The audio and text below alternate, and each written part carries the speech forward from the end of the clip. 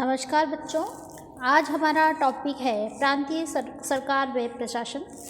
पिछले व्याख्यान में हमने पढ़ा संघीय शासन व्यवस्था के बारे में और आपने पढ़ा कि हमारा जो शासन तंत्र का ढांचा किस प्रकार है। राष्ट्रपति है, प्रधानमंत्री है, उसके नीचे मंत्रिमंडल है। उसी प्रकार का शासन व्यवस्था प्रांतीय सरकार में है या राज्यों में है, एक ही चीज़ है। इसका थोड़ा सा यूँ कह लीजिए कि विस्तृत रूप वहाँ है और आंशिक रूप यहाँ है। समानता है, दोनों में बराबर है, कुछ अधिकार क्षेत्रों में अंतर है। तो हम लेते हैं प्रांतीय सरकार व प्रशासन। राज्यों प्रांतीय की शासन व्यवस्था का प्रावधान भारतीय संविधान में रखा गया है। राज्यों का पृथक से अपना कोई संविधान नहीं है, अतः संविधान के अनुसार राज्य स्तर पर भी सरकार की पद्धति संसदीय स्वरूप पर निर्धारित की गई है।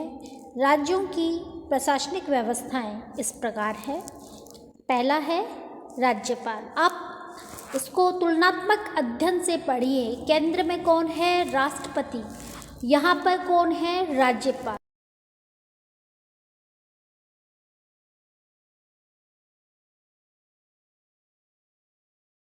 राज्यों में राष्ट्रपति के समान संवैधानिक प्रमुख माना गया है। यदि किसी राज्य में संवैधानिक व्यवस्था में अवरोध उत्पन्न हो जाता है अथवा राष्ट्रपति शासन लागू होता है तो राज्य में राज्यपाल राष्ट्रपति के प्रतिनिधि के रूप में कार्य करता है। उसे राज्य की कार्यपालिका के अधिकारों के बिना किसी की सलाह के उपयोग करने का अधिकार प्राप्त है। राज्यपाल की नियुक्ति भारत के राष्ट्रपति के द्वारा की जाती है। राज्यपाल की नियुक्ति केंद्र सरकार की अनुशंसा पर ही राष्ट्रपति करता है। राज्य के मुख्यमंत्रियों से राज्यपालों की नियुक्ति के बारे में सलाह करने की परंपरा अवश्य थी, परंतु अब लगभग समाप्त हो चुकी है। यद्यपि इस परंपरा को जीवित करने की मांग भी की गई थी। प्रारंभिक स्तर पर अर्थात संविधान के निर्माण के समय ये माना गया था कि राज्यपाल के पद पर बाहर के क्षेत्रों के ऐसे प्रमुख व्यक्तियों को नियुक्त किया जाएगा जिन्होंने राजनीति में कोई महत्वपूर्ण भाग न लिया हो और शिक्षाविद, विचारक और सामाजिक जीवन के क्षेत्रों में प्रमुख व्यक्ति होंगे। किंतु ये मूल भावना अब लगभग लुप्त हो गई है और अधिकांश राज्यपालों की नियुक्ति राजनीतिक क्षेत्र से ही की जाती है। कई राज्यपाल पद धारण करने के पूर्व और पश्चात सक्रिय दल आधारित राजनीति में भाग लेते हुए पाए भी गए हैं। राज्यपाल के पद के लिए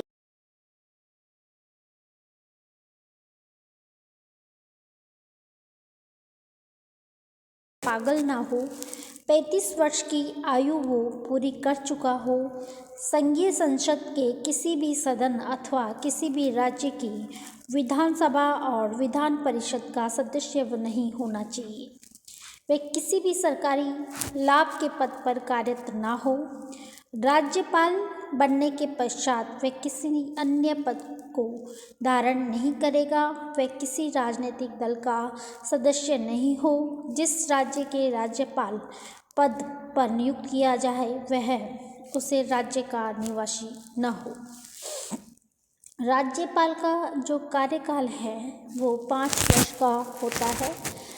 राष्ट्रपति उसे कभी भी पद से हटाने का अधिकार रखता है, किंतु ऐसे मामलों में राष्ट्रपति केंद्रीय मंत्रिमंडल की सलाह लेता है। राष्ट्रपति चाहे तो राज्यपाल के कार्यकाल में वृद्धि कर सकता है। राज्यपाल विधानसभा के क्षेत्रों का आरंभ करता है।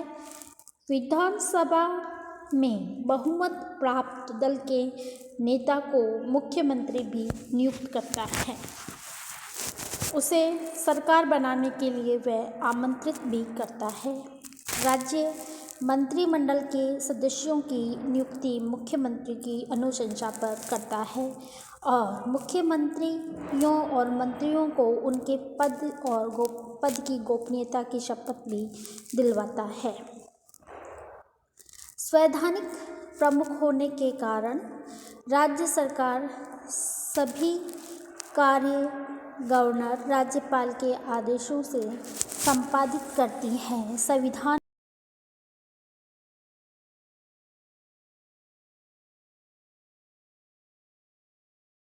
कार्य करना, केंद्रीय सरकार के प्रतिनिधि के रूप में कार्य करना और से विवेक से कार्य करना। से विवेक द्वारा विधानसभा भंग करना, मुख्यमंत्री को निलंबित अथवा बर्खास्त करना, राष्ट्रपति शासन लागू करने की सिफारिश करना, इसे यह अधिकार प्राप्त है। राज्यपाल के पद को लेकर पिछले वर्षों से कुछ काफ़ी विवाद भी रहा है और से विवेक के अधीन विशेषाधिकार के दुरुपयोग की घटनाओं में वृद्धि हुई है। राज्यपाल को कार्यपालिका, वित्तीय, विधायी शक्तियों के साथ साथ न्यायिक शक्तियाँ भी प्राप्त है। उसे समाधान की शक्ति प्राप्त है। राज्यपाल राज्य द्वारा स्थापित व संचालित विश्वविद्यालयों का पदेन कुलपति चांसलर होता है। पद त्याग, मृत्यु, कार्यकाल समाप्त होने, पदच्युत होने की स्थिति में राज्यपाल पद पर राज्य उच्च न्यायालय के मुख्य न्यायाधीश को कार्य करने का प्रावधान है। केंद्र शासित प्रदेशों में शासन संचालन सीधे तौर पे राष्ट्रपति द्वारा नियुक्त उपराज्यपाल करते हैं। कुछ ऐसे प्रदेशों जैसे दिल्ली, पांडिचेरी में विधानसभा, मुख्यमंत्री और मंत्रिमंडल का भी प्रावधान है। ये तो हुआ राज्यपाल की शक्तियाँ, राज्यपाल के कार्य, जिनसे आप बहुत भलीभांति परिचित हैं क्योंकि आप तृतीय वर्ष के विद्यार्थी हैं। वर्तमान में जो राजनीतिक हलचल चलती है उससे आप परिचित हैं, फिर भी आपके सिलेबस में है तो मैं आपको बता देती हूँ।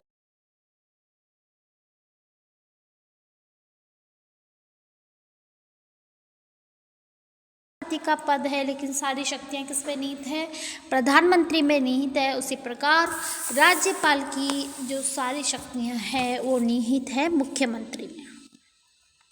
अब हम बात करते हैं मुख्यमंत्री की। इस पद से, इस नाम से आप भली भांति परिचित हैं कि आज वर्तमान समय में मुख्यमंत्री के क्या काम है या मुख्यमंत्री की शक्तियाँ क्या है या मुख्यमंत्री का निर्वाचन कैसे होता है, मुख्यमंत्री अपने अधीन मंत्रिमंडल का निर्वाचन कैसा करता है।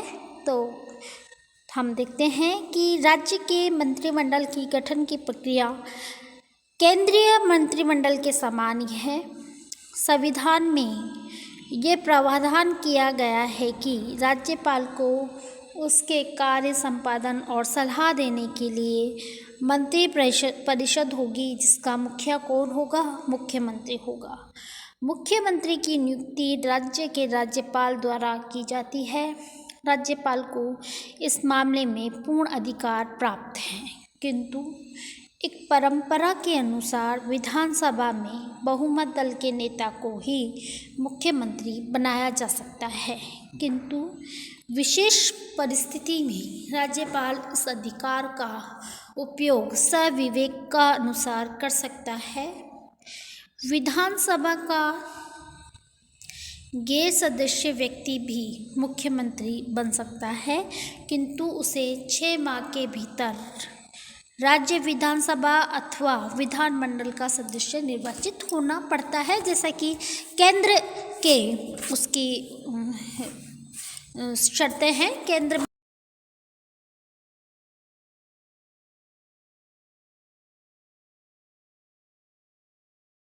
हम इसी क्रम में चलते हैं कि वो इसकी जो नागरिकता है, योग्यता है वो वही है समान रूप से। मंत्रिमंडल के सदस्यों की नियुक्ति मुख्यमंत्री की सलाह पर राज्यपाल द्वारा की जाती है, किंतु इस संबंध में मुख्यमंत्री का निर्णय ही अंतिम होता है, क्योंकि उसी पर सरकार संचालन का पूरा उत्तरदायित्व होता है। मंत्रियों की नियुक्ति होने के पश्चात पद ग्रहण करने पूर्व राज्यपाल उन्हें पद और गोपनीयता की शपथ दिलवाता है। यदि कोई मंत्री गैर सदस्य है तो उसे 6 माह के अंदर किसी भी एक सदन की सदस्यता स्वीकार करनी होगी। किसी भी राज्य में मुख्यमंत्री सहित मंत्रिमंडल का आकार विधानसभा के कुल सदस्य संख्याओं का 15% अधिक नहीं हो सकता, किंतु ये संख्या 12 से कम नहीं होगी। राज्यों में मंत्रिमंडल के साथ राज्यपाल के वही संबंध हैं जो केंद्र में केंद्रीय मंत्रिमंडल और राष्ट्रपति के हैं। मंत्री सिद्धांत राज्यपाल की कृपा पर आधारित होते हैं।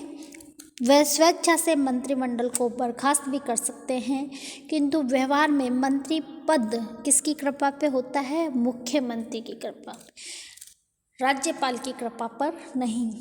अब है ये तो हुई मंत्रिमंडल और इसकी बात। अब हम बात करते हैं राज्य विधानमंडल की। जैसे कि हमने वहाँ बात की थी केंद्र में संसद की, संसद के 2 भाग है, लोकसभा और राज्यसभा। तो यहाँ विधानमंडल में भारतीय संविधान में प्रत्येक राज्य के लिए विधानमंडल का प्रावधान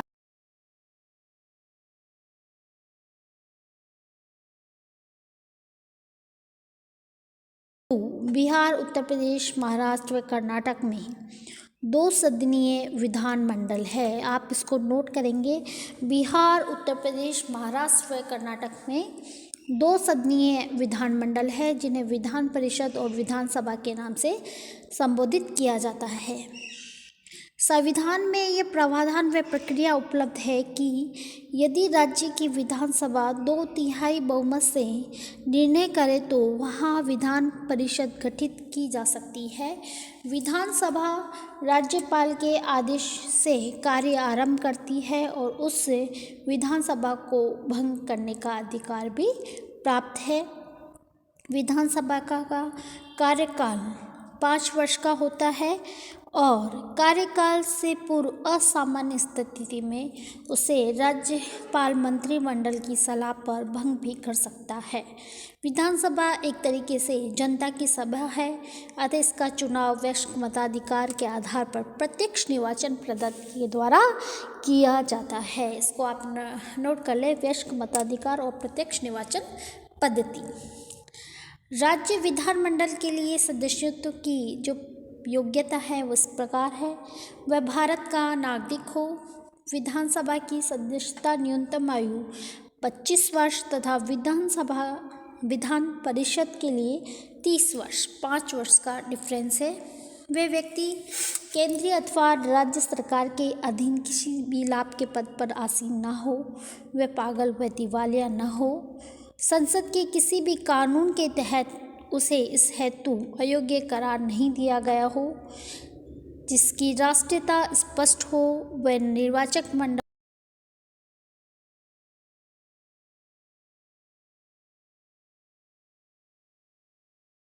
फिर बात आती है राज्य न्यायपालिका। जैसा कि केंद्र में कौन है? सुप्रीम कोर्ट, उच्चतम न्यायालय।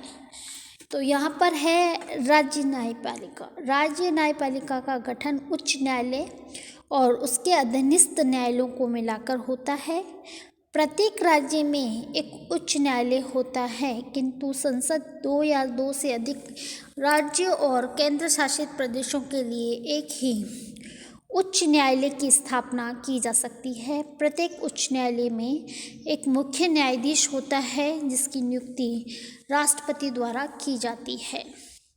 राष्ट्रपति ये कार्य सर्वोच्च न्यायालय के मुख्य न्यायाधीश एवं राज्य के राज्यपाल की सलाह व अनुशंसा के आधार पर संपादित करता है।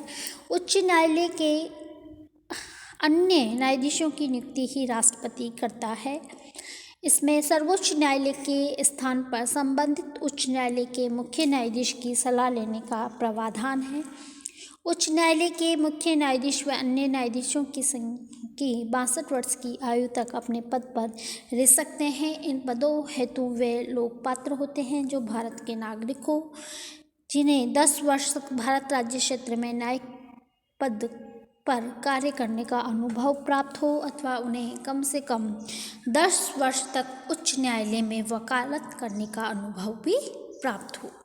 तो बच्चों, यहाँ आपने पढ़ा कि जो हमारा प्रांतों का जो शासन व्यवस्था है या हमारे राज्यों की जो शासन व्यवस्था है उसके शासन तंत्र का ढांचा पढ़ा। और कुछ बच्चे ये सोचेंगे कि ये राजनीति विज्ञान का भाग है,